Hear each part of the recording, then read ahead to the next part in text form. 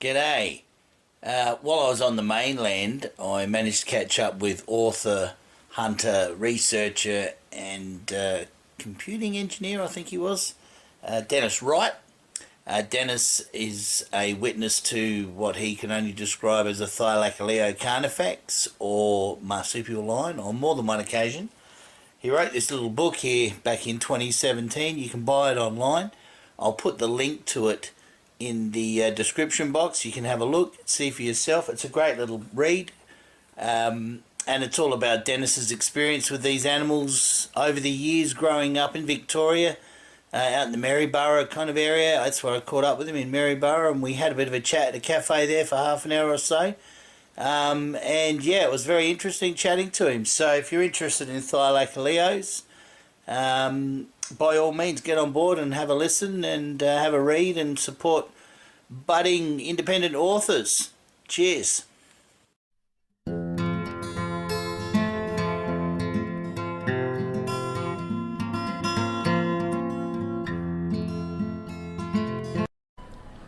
So Dennis, thank you very much for meeting me today. You've been out in the bush your whole life, basically. You've grown My up whole in life, country Victoria. yes, yeah.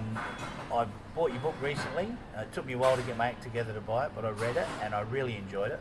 So thank you That's for good. putting all that together. But for the sake of people that haven't bought your book or might be interested in buying your book, could you give us a bit of an insight into your experiences as a lad growing up in Victoria with these unusual animals? Well, of course, even when we were kids, we'd hear the stories of panthers and bunyips or whatever running through the bush, and we've had people come back out of town petrified. They've seen this strange animal and it's too big, they've run away.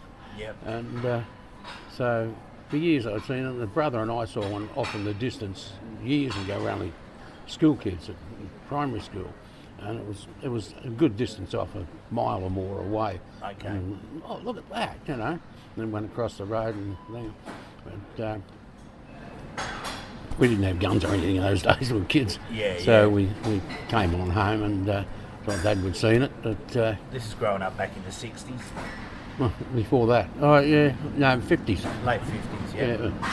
Late 50s, early 50s. So you were a little kid, a really Yeah, little I kid. was at primary school, so Yeah, okay, yeah. It'd be the early 50s. Yep. And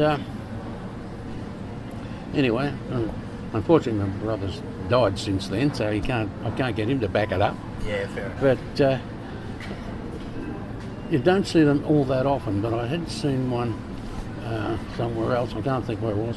But then I was up at Thylacoleo. I took some blokes up to go prospecting. Okay. And anyway, camped by the river up there. And I get up in the morning. It's nearly daylight. They're still asleep. Oh.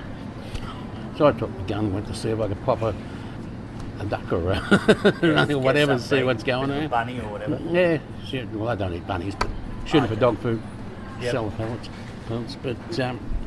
But yeah, you take the gun, you might pick something. So I took that and went for this walk, and I'm going along, I hear dogs barking at a farm way off, and I can't be barking at me, I'm not close enough to disturb them. And I look up, and here's this thing running along the fence line. It's damn near as big as the fence. Yeah, right. Yeah, Rather large. it's over 90 centimetres high, I'd say. Yep. And it's loping along there. And so I kept along the riverbank, keeping just my head above the riverbank so it wouldn't see me. And as Yeah. I'm walking along, this thing, it obviously sensed me. Now that's unusual for an animal. Yeah. It stopped, it looked around, and it didn't spot me because all that was sticking over the riverbank was my head. Yeah, And right. I looked around and then it just went on. But as we got to where the fence and the river came together, it got there ahead of me. So I walked up, and when I looked through the scope, I got, within 30 metres or so, looked through the scope, it's like 3 feet away, Yeah, And I've you looked get a at the good face detail. and that's no cat. That's a pure, simple, a marsupial. That Yeah. thing belongs here. What is it, And I got to get closer for a better look. I could have shot it, but I was just so stunned that it was a marsupial. If it had been a cat, bang, it would have been gone. Yeah. The only problem would have been it was big, how in the hell would I bring it back? What size caliber round did you have?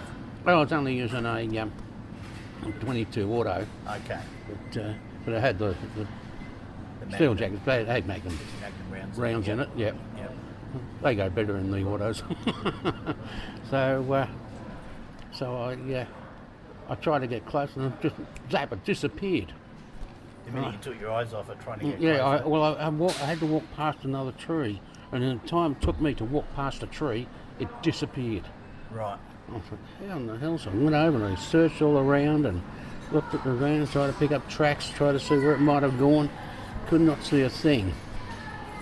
And it wasn't until years later I read about one being spotted in the Grampians. Yep. And a busload of tourists had seen it. Okay. And they pulled up, and the bus driver pulled up so they could get pictures of it. They jumped out the car with their cameras, and they couldn't find it either. And then one of the blokes said, look, and it was leaping through the tops of the trees. And I From thought, tree to tree. From tree to tree, like a tree kangaroo. Wow. And I said, that's how that damn thing disappeared from me. Lucky it didn't drop on you. I should have looked up. It was Yep. probably sitting on a branch up above somewhere just watching. What's this idiot doing? Yeah. Went straight up. Yeah. And they leap really well too. What decade was this? Your first sighting? Oh, that one. No, sorry, this sighting with the With- scope. That one, that would have been. Shit, let me think. It had to be 50 years ago. Yeah, right. Yeah. So we're talking 1970s. yeah, about that. Yeah. Yep. Did you have any other encounters after that? Oh yes. Yeah. I reckon I've seen them on average about once every 10 years. I've run into one. Okay. But the other one, I got a good look. I was out again with a group. There were 7. I had the son, my brother's friend, another friend who's since died. It was trouble when you get to 80 and all your mates are dead. But anyway, and I used to go sailing with him. It was good fun. Yeah.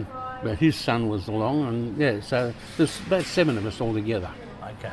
We used to go along, and then we'd each take a gully and go up several go and see who could shoot the most bunnies or foxes. Yep. And as we were walking along before we split up, and mate's son says, "What's that?" I looked around, I couldn't see it, and his father said, "Oh, it's just a kangaroo." He said, "No," he said, "I saw it walking, it's not a kangaroo." I said, "We'll fly around under the bum and move it and we'll see." And of course he fired as soon as it leapt up and bounded away. I knew what it was, Yeah. Looked exactly what they meant. Sitting still, that's how big they are. Sitting still, it looked like a kangaroo. Okay. But as soon as it jumped up and run, it looks like a panther. Yeah, right. Okay. So it gives you an idea of the size. So this was daylight still when you saw this one? Oh, this was dawn, yeah. It was Dawn, just, okay. Yeah, Yep. yeah. The sun was just coming up. It was that grey pre-dawn, but it was clear. It was fairly bright. Yep. The sun, the sky had gone from the nighttime grey to started to turn blue. So Yeah. So it's just on the crack of dawn. yeah, basically, just on the crack of dawn, and So you all saw it. Yeah, but Yeah, 7 right. of us saw it. 7. Yes. So That's a pretty good yeah, amount of witnesses. yeah. So we all knew we weren't dreaming. We all knew it wasn't fake. But, Was that one black as well? Yep. No markings, just No, straight just black. straight black like a panther. Yeah. Okay. So seeing them, I mean, how far away was that one from where you were standing? Oh, that was about 150, 200 metres. Okay, but you It's had, not a long way. yep. And was it very thickly vegetated, the gully, or you? No, it was quite open where it was. It was Okay. just sitting there watching us. Yeah, right. I don't think it realised it had been spotted. Did you find many pug marks in your adventures wandering around the bush over the years? Yes, I found some not far out of Maryborough here. Yep. I was with my grandson's father is Aboriginal, Yep. so they're pretty good. The Tracking. lads learned a bit of tracking. Yep. Oh, he's funny. When he was just a little kid, he was going for a holiday with his dad. They were going up tribe, Yep.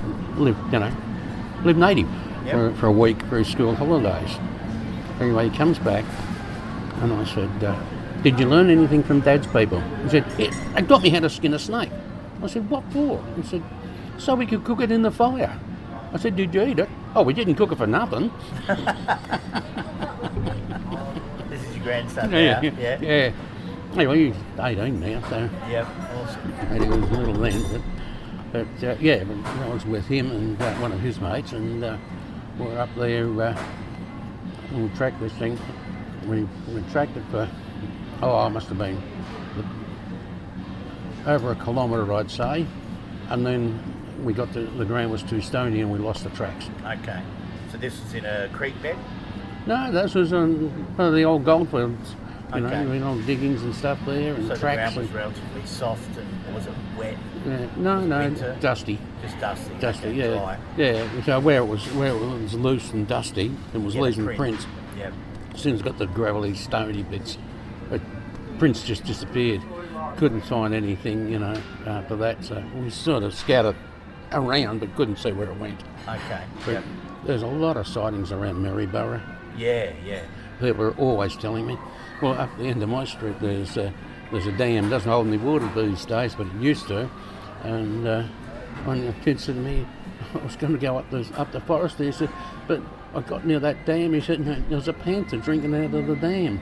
He said, so I ran away. And I was, probably a good idea. And another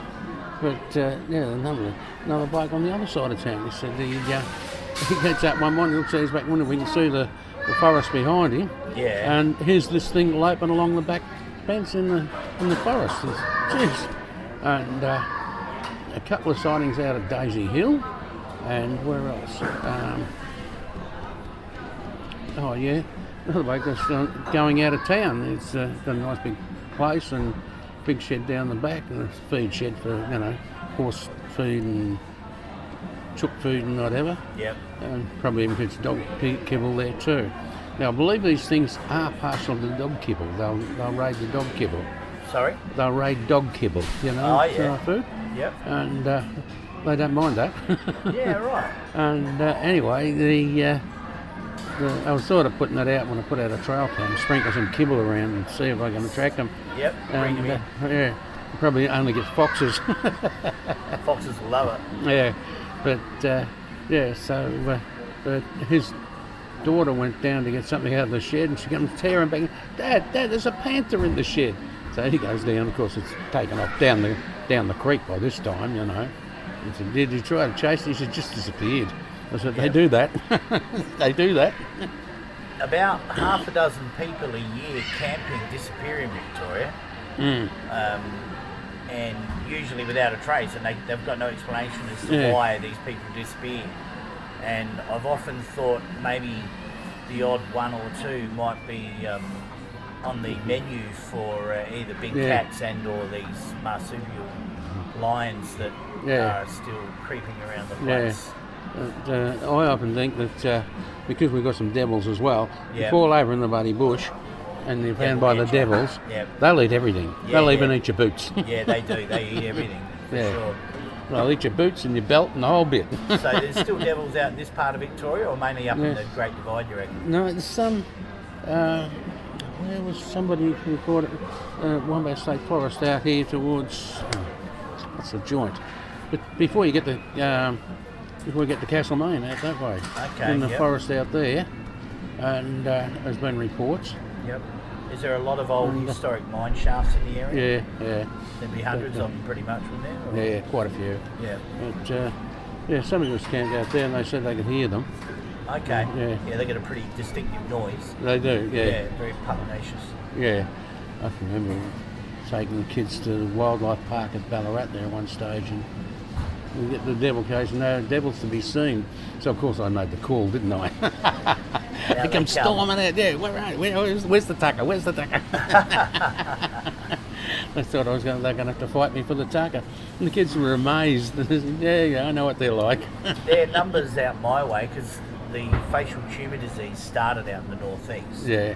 And their numbers plummeted out there first. Yeah. But I'm happy to say just about every camera I put out my way in Tassie has devils on it now. So that's good. They're definitely making a good comeback out in the northeast. I've only seen two on the side of the road at night in roadkill, but Yeah, we get them on just about every camera, and all shapes and sizes too. Real big ones, little baby ones. So they're doing that's all right. good. Yeah, that's good. Right. That might kick the feral cat numbers down a bit with a bit of luck. Yeah. Because we got shit tons of feral cats. Yeah, we've had the same problem too. But since the rabbits got thinned out, the eagles are thinning out the cats too. Yeah, well, that's good.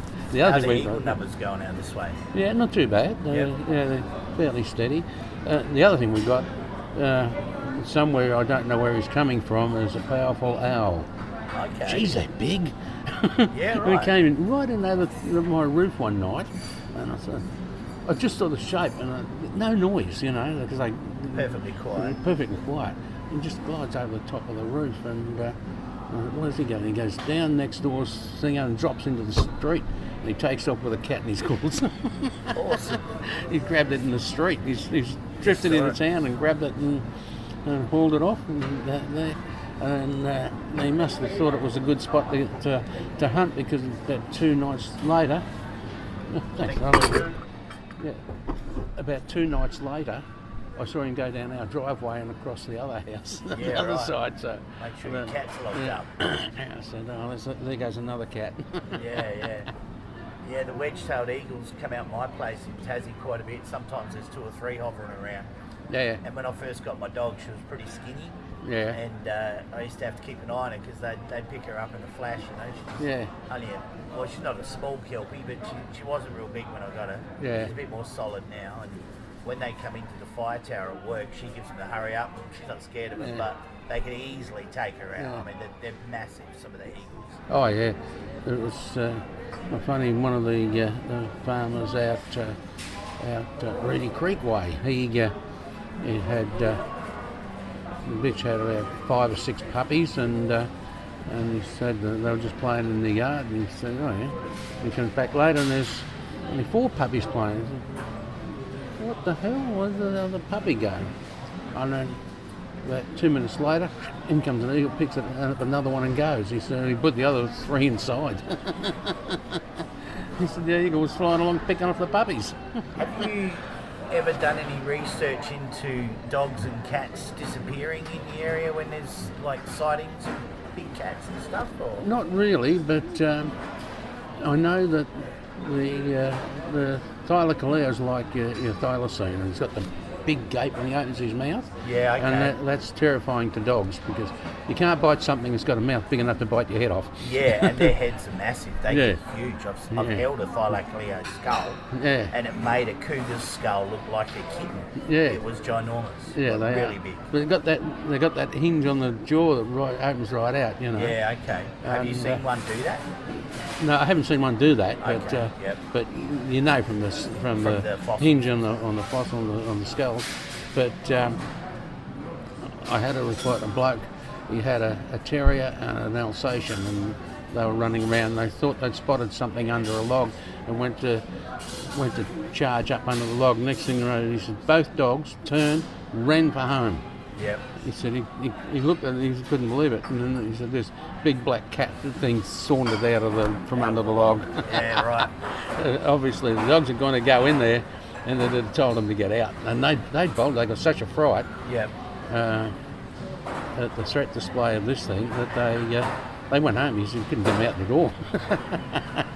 Yeah, dogs and horses are pretty good indicators that there's something nasty around, actually. They are, aren't they? Yeah. Did you ever find many kills that were unusual, like kangaroos or cattle or whatever? I think I mentioned one in the book that there was a bloke, he had all these sheep. He said, I've got to move them into the other paddock and whatnot, but there's enough feed and water here in this one for tonight. I've moved them all in the morning. He checked and everything was right. And then he goes out the next morning, and one of the sheep is dead. But it's not only dead, it's totally gone. Every bit of meat sliced off it, as though it was sliced with a boning knife. Yeah, okay. That's how they take it off. Because they got that funny molar that's like a big razor blade. It's more like their teeth are more like bolt cutters than teeth. Yeah, they don't chew, they just slice. Yeah. And but even the Dr. Gill wrote years ago that some of the fossil bones showed marks that look like Thylacoleo dentition eons after the Thylacoleo was supposed to be extinct. He said, but the signs are that may not have been extinct even then. Yeah, okay. When was that? In the 1800s or? No, this is. Well, I found some fossils too when I was a kid, and I gave them to I met Dr. Gill. He was still working at the museum then. Okay. He's long gone. Yeah, he's about 60 something then, Yeah, okay. 60. So what's that? About 60 years ago. It must be more than like 70 years ago. If he was 60 then, he'd be 140 if he's still around. So I doubt if he's still around. Yeah, fair enough. But he was finding bones back in the 50s and 60s that indicated that there may still be these things around. Yeah, they were from fresh kills. No, not fresh, but they were fossil bones. But he said, they weren't that old. 100 years, a few hundred years old or something, and they've got marks that indicative of the Thylacoleo dentition. Yep. Oh, that's fair enough.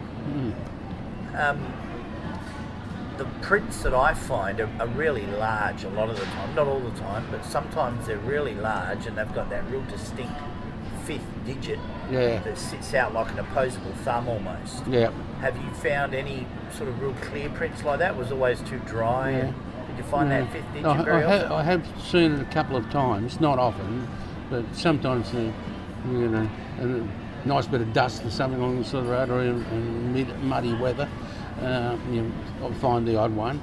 The other thing I notice is the hind foot on the Thylacoleo is like a possum. He's got hands and feet, basically. Yep. His forepaw is like a hand, but he's got an elongated back foot. Okay. Similar to a thylacines with that hock, or more like a possum's but just bigger. Yeah, more like a possum. It's almost like a kangaroo in the length, because of the hand, the thingo. Except kangaroos don't have that many toes. Yeah. That's right. They only have 3. Yeah.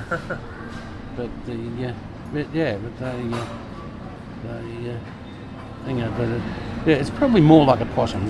Yeah. Actually, I just had a possum on steroids. Yeah. Imagine a 150 kilogram meat eating possum. Yeah. That's what you've got. Yeah. That's a big scary possum. That's a big scary possum. There was quite a few reports from South Australia as well back in the 70s and the 60s of these things, down to Coorong and upper southeast of South Australia. Yes. And often people described it like a giant possum, but black. Yes. Or like a bear, but black. There was a farmer on the upper southeast that was on horseback, and they were going along a track through the scrub, and there was this thing sitting in the middle of the track looking rather unhappy to see them. And so the horse reared up, the farmer turned it around and kicked it in the guts to get going, and this thing took after him. Yeah. And it leapt at the horse, and it threw the 5-digit claw marks into the rump of the horse as he took off. They got away from it. They got 5 digits, did they? On the front, yeah. It scratched. It's usually because the Thylacoleo has a retractable dew claw on his thumb. Yeah. You look at the skeleton and see he's got a bone sheath. Yeah, for bringing it in and out. Yeah, and it pops out like a flick knife. Yep. It's about this long, about 3 or 4 centimetres long, and it's not just, to be reckoned with. Yeah.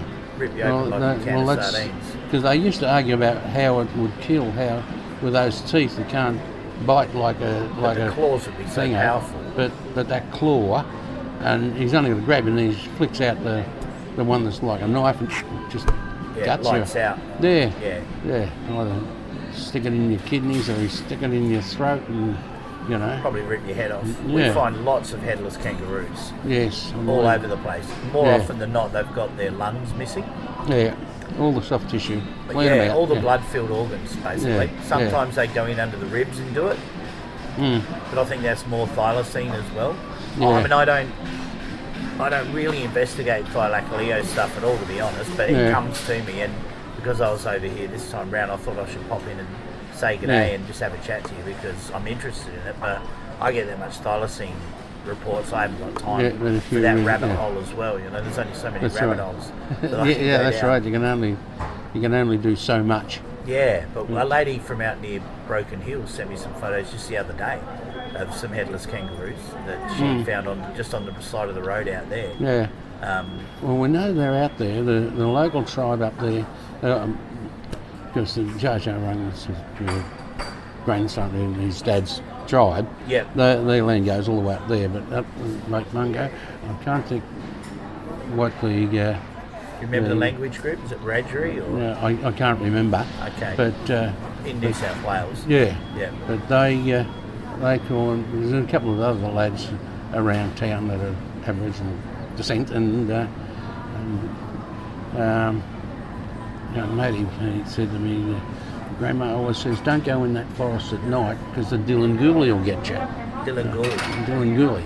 And I said, what's that? And he said, I think that's what people call the drop bear, he said, these days. He said, it drops out of the trees and gets you. Yeah. And I said, yeah, well, it's Thylacoleo habit, the ambush predator.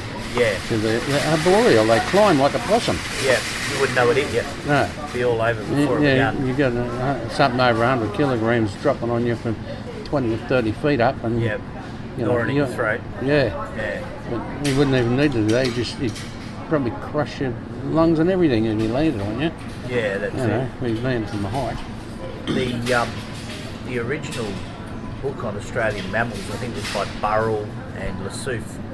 Yeah, I've got that book, and there's about 4 pages dedicated in there to the Queensland tiger. Yeah. Where they found prints, they saw a pelt from one that someone had shot, and they had a couple of sightings as well.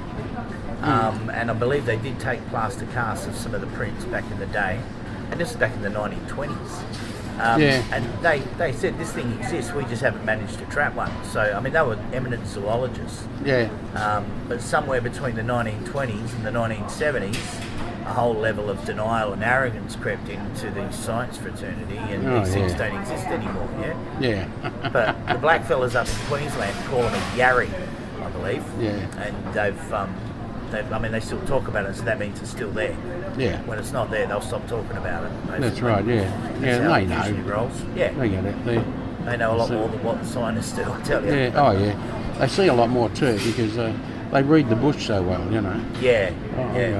I go sometimes with the grandson and say, oh look, there's something that you've seen nothing. He's got it all. He's known it all. He's tuned into it. Yeah. He picks them up. He picks up shapes and motion and movement. We're out with some other. Took the kids up to see where the Welcome Stranger was found up there. Sorry, mate. Took the kids up to see where Welcome Stranger was found. Oh, out on the Ligle there. Yep. And walking across there. Yeah. We're walking across the old fields and just talking. He said, look over there, something's there. And I said, well, I can't see anything. You're dreaming. We can't see anything. He said, come on. And we walked over there, and here's a little kid there. He spotted it from miles away. Because by the time we got there, it's digging itself in. Yeah, so you can't touch it. And I said, you don't want to eat that, do you? He says, no, you can't be bothered. He said, I'll settle for Macca's. I said, you're lazy. You're becoming lazy. He didn't know how to cook it up, though, if he was hungry, I suppose. There was Yeah. So, I suppose, obviously, you're getting older. You don't go out bush and shooting as much these days as you would have once. No, not as much. I don't even get out with a metal detector as much. Yeah, okay. Do you still hear many stories in the area occasionally of these animals? Yeah, people often contact and report sightings and things. And actually, somebody posted one of the big cat things on Facebook the other day. Okay. Quite an interesting clip. Oh, I saw that. I'm not sure where that was. Yeah. Paul Anderson had that on his group, the Queensland group. Yeah. And it's running through the long grass. Yeah. Yeah, well, the grass is about this long. Yeah, it's a decent size. It's certainly not a feral moggy. Yeah, somebody said, oh, it's a moggy. I said, Bloody the moggy. length of that grass, you wouldn't see a moggy. Nah. It would not be taller than the grass. Yeah, no, that's definitely not no regular feral cat. Yeah. It all goes by the size of the head compared to the size of the body, I think, when it comes to feral cats. Yeah. Big body and a small head, feral cat. Yeah. Big head, big body, something else. That's right, yeah. General rule of thumb. What about since now? Correct me if I'm wrong. Was it around here in 2009 when they had the big bushfires? Maryborough? Yeah. February 2009? Yeah, about then, yeah. Yeah. Many sightings after that, or did that flush any sightings out, or? Yeah. No, there's only had one report at a bushfire when the fire was going through, and this thing charged out of the forest, and the blokes all scattered and just let it go, and then went back to fighting the fire. Yeah, okay. And that was back in that fire, particularly? I can't remember there's that one or there's another one, but yeah. But I do remember the guy saying, this damn panther comes charging out of the forest. Yeah, you get out of the way. Yeah, so they got out of the way and just let it go. Because they weren't carrying guns or anything to shoot it. Yeah. Hose it down with a fire hose. Yeah. I had one report from New South Wales about 2.5 years ago from a bushfire. I think it was when it was up near Wallamai. They had some fires in the hills above there. And a firefighter went into the pub and said he saw a thylacine come running out of the smoke, basically, on the run, trying to get away from it. But yeah, again, as soon as you mentioned he walked into the pub and saw this thing, someone's going to say he was half drunk or whatever. But yeah, that's just the arrogant few that we have to deal with. Oh yeah, we know it all. yeah, of course. Yeah. No, the whole sightings thing is quite amazing, really, because it never seems to back off. Every time I get more information comes in, and it just sort of snowballs, really. Was there a time when it was like that for you with a lot of this stuff? Because you were online doing it, weren't you? Or? Oh yeah, a few times when these things have happened, because I've written books about them and done talks and whatever. Yep. The newspapers will ask me. Okay. And as soon as I get a mention in the newspaper, sightings come in. People start reporting. Yeah, because they start looking an me up. avenue for the information. Yeah. Yeah. I saw this and I didn't know who to tell. Yep. You can always tell the DSC, but of course, for a while there, I had a couple of people there that were quite happy to relay it onto me. Okay. Yep. And the local vet, and the local vet was doing the same. People were reporting him what they'd seen or what had happened, or a horse had got attacked or something like that. And, so tell the Panther Man. And a couple of times I've gone out and put out trail cameras and that sort of thing. But I've still got a lot of people that have contacted me. I'll put a camera out for a while. Trail cameras out? Yeah. Yep. Don't do it as much now.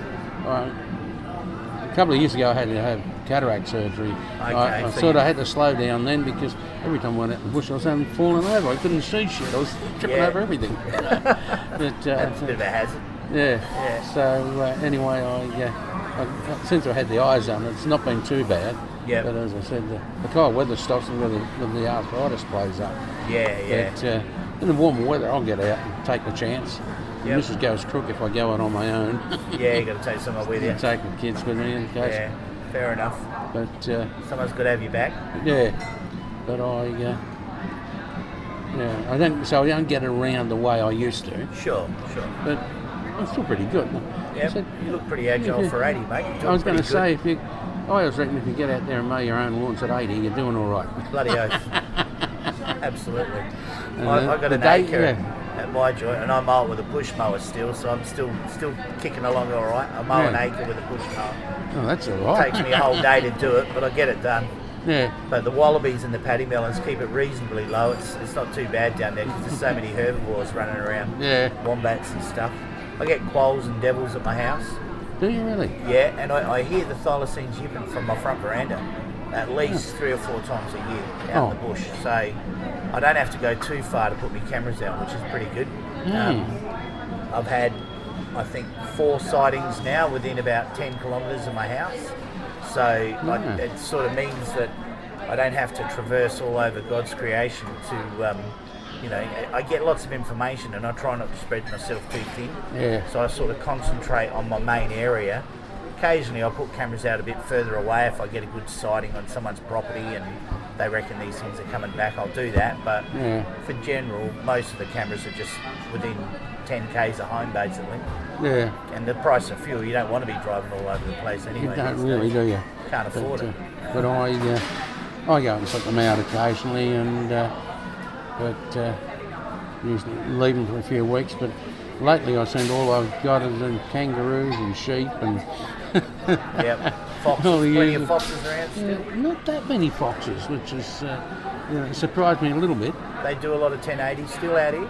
Yeah, they do too much actually, I think. Yeah. The Paddy's Rangers, they do a fair bit. Okay. Yeah. That's where I was camping out there. Nice Yeah. spot. Yeah. Good spot. I camped in the exact same spot I did a few years back. And when I pulled up, there was all this firewood there ready to go, so it was perfect.